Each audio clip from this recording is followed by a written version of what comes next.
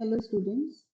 आज हम जो लेक्चर कर रहे हैं वो है कपल्स चैप्टर है, चैप्टर 4 स्टैटिक्स बुक में। उसमें फर्स्ट एक्सरसाइज के एग्जाम्पल 5 से स्टार्ट कर रहे हैं। इस लेक्चर का टाइटल रखा गया कपल्स पार्ट 2। ये एग्जाम्पल है कि एबीसीडी एक रेक्टेंगल है और अ, उसके अंदर जो दोनों साइड्स हैं रेक्टेंगल की, एक साइड ए कही गई है, दूसरी साइड बी कही गई है। तो उसके बाद क्या और गिवन है इसमें, ये साइड हो गई हमारे पास ए और दूसरी साइड है बी। ये एक साइड ए हो गई और ये साइड है बी। उसके बाद कहा गया है कि फोर्सेस पी जो है वो एडी की तरफ और दूसरा सीबी डायरेक्शन ऐसे ही चलेगी। फोर्सेस क्यू क्यू है ए बी और सी डी।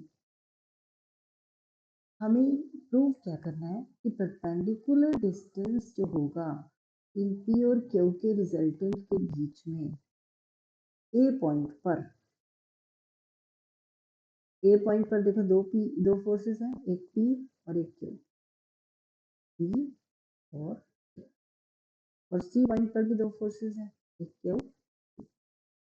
अब वो कहता है सी पर जो रिजल्टेंट बनेगा और जो ए पर बनेगा, इनके बीच में परपेंडिकुलर डिस्टेंस वो हमें निकालना है, यानी ये डिस्टेंस है, ये रिजल्टेंट्स ये। ठीक है, हम जो करना चाह रहे हैं, हमें ए पॉइंट पर पी और क्यू का पहले रिजल्टेंट चाहिए, सी पॉइंट पर भी रिजल्टेंट चाहिए, फिर उनके बीच का परपेंडिकुलर डिस्टेंस। तो हमने अपना काम स्टार्ट कैसे किया। सबसे पहले हमने कहा कि ये फोर्स जो है पी और जो ये फोर्स है ये कपल बना रहे हैं और इनके बीच की जो आर्म है वो है ए। अब ये कपल रोटेशन किस तरफ कर रहा है, इधर, यानी कि क्लॉकवाइज। क्लॉकवाइज का मतलब है जहाँ क्लॉकवाइज होता है तो इसका मतलब है माइनस साइन। तो इसलिए हमने मोमेंट कहा माइनस पी। क्यों कहा? क्योंकि क्लॉकवाइज है, तो क्लॉकवाइज की वजह से हमने इस मोमेंट को कहा माइनस पी। उसके बाद दूसरा कपल, क्यू फोर्स इस तरफ है और क्यू फोर्स ही इस तरफ है। दोनों क्यू फोर्सेस के बीच में जो आर्म है वो है हमारे पास ये बी। हम थोड़ी देर के लिए पिछला इरेज करते हैं ताकि मैं आपको एक्सप्लेन ढंग से कर सकूं। अब जो ये दोनों क्यू हैं,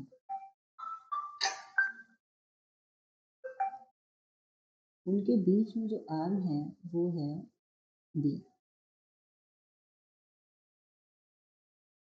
तो मोमेंट के लिए अब देखना, मोमेंट के लिए अब दो फोर्सेस हैं और इनके बीच में आर्म है बी। अभी डायरेक्शन देखते हैं, ये घुमाएगा ऐसे, इसका मतलब है एंटी क्लॉकवाइज, तो मोमेंट होगा क्यू बी। क्यों होगा? क्योंकि ये एंटी क्लॉकवाइज रोटेशन प्रोड्यूस कर रहा है। अब टोटल मोमेंट क्या हो गया, सम अगर निकालें चारों फोर्सेस का टोटल सम ऑफ मोमेंट्स, वो हो गया minus P A plus Q B. तो टोटल सम आ गया। यहाँ तक हमने मोमेंट्स का सम निकाल लिया। तो मोमेंट्स का सम निकाल लिया और अब नेक्स्ट बात शुरू होती है कि रिजल्टेंट, हम ए पॉइंट पर जो दो फोर्सेस हैं, एक पी और दूसरा है क्यू, इनका रिजल्टेंट क्या होगा, under root P square plus Q square. और किस तरफ होगा, ए ई की तरफ होगा। ऐसे ही सी पॉइंट पर जो दो फोर्सेस हैं क्यू और पी, इनका रिजल्टेंट क्या होगा, under root P square plus Q square और सी एफ की तरफ होगा। तो यहाँ तक हमने कह दिया।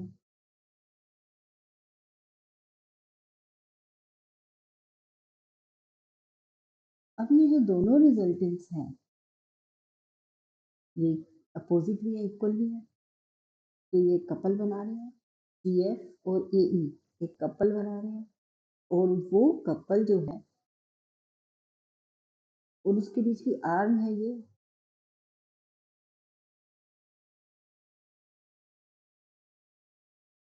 ये जो आर्म है इसको हमने D मान लिया, इसको हमने D समझ। तो मोमेंट क्या होगा, रूट पी स्क्वायर प्लस के स्क्वायर इंटू डी। डायरेक्शन देखो, घुमाने की एंटी क्लॉकवाइज है, तो एंटी क्लॉकवाइज है तो पॉजिटिव हो गया। मोमेंट के टाइम आपको एंटी क्लॉकवाइज या क्लॉकवाइज से देखना ही पड़ेगा। अब यहाँ तक होने के बाद दोनों चीज़ों का मोमेंट इक्वल होना चाहिए, दोनों मोमेंट्स बराबर होने चाहिए, क्योंकि चारों फोर्सेस का अलग अलग मोमेंट निकाला तो ये आया, और एज अ कपल्स, दो कपल समझ के, और यहाँ हमने ए पर और सी पर निकाला फोर्स का रिजल्टेंट और फिर मोमेंट लिया, दोनों इक्वल होने चाहिए, दोनों इक्वल होने चाहिए, इसका मतलब ये हो गया, यहाँ से डी आ गया, यही हमारा एम था, आर्म निकालनी थी हमने। तो आर्म या distance between resultant at A and resultant at C। तो ये कंप्लीट हो गया। इसके बाद नेक्स्ट पर चलते हैं हम। Next numerical example 6। ये इंपॉर्टेंट बहुत है और बहुत बार आता है, और ये मोमेंट्स वाले चैप्टर से ही चल रहा है न्यूमेरिकल, मतलब ये यूँ समझ लीजिए कहीं ना कहीं तो ये पेपर में आ ही जाता है, चाहे कपल्स में है चाहे मोमेंट्स। हमारे पास फोर्सेस हैं, कितने फोर्सेस हैं, 6, ये दिए हुए हैं, और ये दिखाई दिए हुए हैं कि P, 2P, 3P, फिर 2P है, डायरेक्शंस भी दिखाई हैं, देखो AB, पहले PAB की तरफ, फिर BC, BC की तरफ हो गया, फिर DC, DC तो DC ऐसे है, ये दिशा ऐसे, फिर ED, ED का मतलब E से D इधर हो गया, फिर EF, फिर AF, AF, 6 फोर्सेस हैं, क्यों लिख दिए। हमें क्या दिखाना है कि ये 6 फोर्सेस मिलकर एक कपल बना रहे हैं। अगर ये 6 फोर्सेस मिलकर कपल बना रहे हैं तो हम ये पिछले चैप्टर में भी सीख कर आए हैं कि कैपिटल X 0 होना चाहिए और कैपिटल Y 0, तब वो फोर्सेस मिलकर कपल बनाते हैं। कैसे? कैपिटल X का मतलब है सारे फोर्सेस का resolve part along AX, capital Y का मतलब है सारे फोर्सेस का रिजॉल्व पार्ट अलोंग AY। अगर ये 0 आ जाए तो इसका मतलब है कि वो 6 फोर्सेस कपल बना रहे हैं। तो अब हम ये प्रूव करेंगे कि कैपिटल X भी 0 और कैपिटल Y भी। कैपिटल X के लिए हमने 6 फोर्सेस का मोमेंट AX की तरफ लिया, P खुद A में से पास कर रहा है, तो P कितना एंगल बना रहा है, 0, P इंटू कॉस 0। 2P कितना एंगल बना रहा है, 60, तो 2P कॉस 60। अब उसके बाद आपके पास आता है, नेक्स्ट है 3P। 3P का एंगल देखते हैं, 3P डाउनवर्ड है इस टाइम, तो डाउनवर्ड में वो कितना एंगल बना रहा है, अगर डाउनवर्ड है तो उसका जो एंगल बना वो बन गया है एक तरह से इतना, तो हम इसको मानेंगे 60, छोड़ दो तो 300 डिग्री है। तो अगर मैं इसको लिखूंगी प्लस का 3P और कॉस 300, तो वही चीज़ है माइनस का 3P और कॉस 120। आप इसको ऐसे देखिए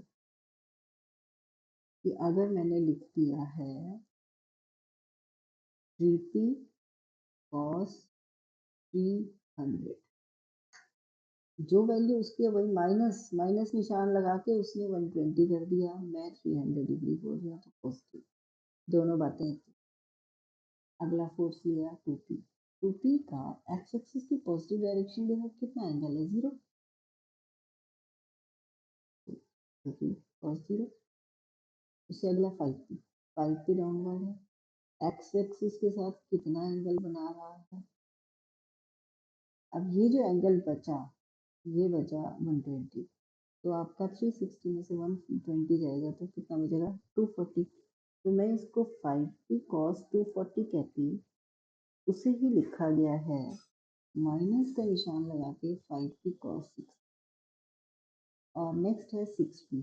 6p के लिए हम कहते हैं 6p अपवर्ड है तो 120 डिग्री बना रहा है 6p cos 120। ये फॉर्म वैल्यूज पुट कर दी और हमारे पास 0 आ y के लिए जब y एक्सिस की तरफ आप रिजॉल्व करते हो तो आपको दोबारा से एंगल्स निकालने की जरूरत नहीं है, सेम एंगल चलेंगे। y एक्सिस के लिए भी एंगल्स बिल्कुल सेम चलेंगे, कोई फर्क नहीं आएगा। आपने कहा y एक्सिस के लिए जैसे देखिए आप परपेंडिकुलर टू ए बी आप रिजॉल्व कर रहे हैं तो आपने साइन 0 फिर साइन 60 सेम चीज़ है, कोई फर्क नहीं है। तो अल्टीमेटली दोनों 0 आ गए। इट मीन्स कि system reduces to couple. System couple में तभी रिड्यूस होता है अगर कैपिटल एक्स भी 0 और कैपिटल वाई भी 0। अब बात आती है कि हमें तो क्या चाहिए, मोमेंट चाहिए। इक्वलेंट टू कपल तो हो गया, फाइंड इट्स मोमेंट। मोमेंट के लिए हमने पहले सेंटर को ले लिया, सेंटर के अबाउट मोमेंट निकालेंगे 6। तो डिस्टेंस कितना है सेंटर से, अब डिस्टेंस हमने एज्यूम कर लिया स्मॉल, क्योंकि सेंटर से सभी का डिस्टेंस बराबर मिलेगा। तो वो कितना मान लिया। अब फोर्सेस मोमेंट्स का सम चाहिए था, मोमेंट्स के सम के लिए हमने क्या कहा, जैसे पी है पी किधर की तरफ कर रहा है, ओ के अराउंड चलो, पी की डायरेक्शन बनेगी एंटी क्लॉकवाइज पॉजिटिव, सी की भी ये 2p की भी एंटी क्लॉकवाइज पॉजिटिव, लेकिन 3p की क्लॉक, तो 3p के साथ माइनस आएगा। 2p के लिए भी इधर है तो 2p के साथ ही माइनस आएगा। 5p एंटी क्लॉकवाइज है, 6p क्लॉकवाइज है तो 6p के साथ भी माइनस आएगा। जितने फोर्सेस क्लॉकवाइज में जा रहे हैं उन सब के साथ माइनस आएगा। अब आपके मोमेंट्स में ये बात ध्यान रखने लायक होती है। आप देखिए हमने 3p के साथ 2p के साथ और 6p माइनस लगाया और ये हमारा final moment of the couple हो गया। Hence the numerical complete. Next example है 7। इसके अंदर हम कह रहे हैं कि दो इक्वल और अनलाइक पैरेलल फोर्सेस हैं, इक्वल भी हैं और अनलाइक भी हैं। तो हमने वो फोर्सेस ले ली P और ये ऊपर की तरफ, ठीक है। अब ये कपल बना रहे हैं और उसका मोमेंट है G। अब कहता है हमने कहा कि इनके बीच में हमें आर्म चाहिए होती है और आर्म होती है इनका परपेंडिकुलर डिस्टेंस। तो अगर ये टेढ़े हैं, ये एंगल थीटा बना रहे हैं एक्स एक्सिस के साथ हमने मान लिया, तो अगर ये एंगल थीटा बना रहे हैं तो इनका बीच का जो परपेंडिकुलर डिस्टेंस चाहिए, इस ए बी को हमने डी कह दिया। तो ए बी को अगर डी कहते हैं तो ये डिस्टेंस बनेगा डी टाइम्स साइन थीटा। तो मोमेंट बन गया P into D sine theta. ये जो मोमेंट हुआ P into D sine theta, इसके बाद हमने कहा कि अब हम लाइन ऑफ एक्शन को बदल देते। यहाँ तक बात हो गई कि हमारे पास दो इक्वल एंड अनलाइक फोर्सेस थे, हमें उनका मोमेंट चाहिए था और हमें ये उनकी आर्म थी, ये निकल गई D sine theta, theta angle वो बना रखा है। अब कहता है कि अगर उनकी लाइन ऑफ एक्शन को राइट एंगल से घुमा दिया जाए, यानी थीटा बन गया 90 प्लस थीटा, तो क्या फर्क पड़ेगा।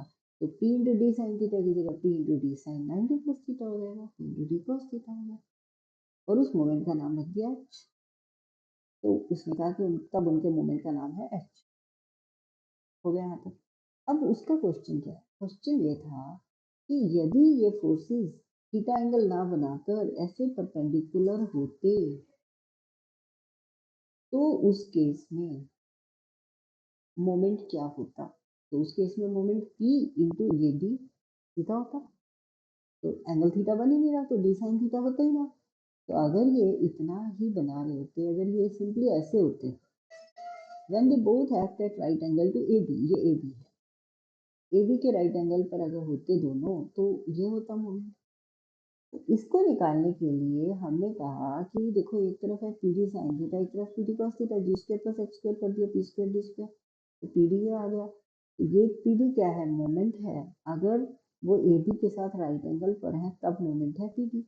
यही हमने निकालना था कि they form a moment, they form a couple of moment root G square plus X square, hence proof. So students thank you.